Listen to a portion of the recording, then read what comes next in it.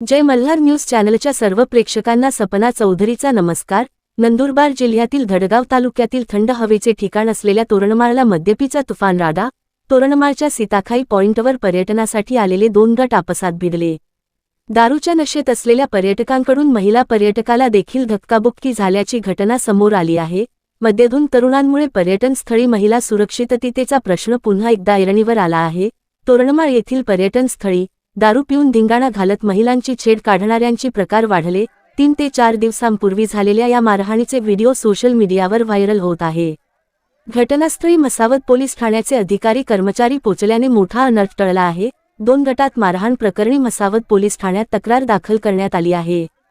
तोरणमाळ पर्यटन स्थळी जिल्हा मुख्यालयातून अतिरिक्त पोलीस कर्मचारी नियुक्त करण्याची मागणी करण्यात आली आहे। सपना चौधरी, जय मल्हार न्यूज, नंदुरबार।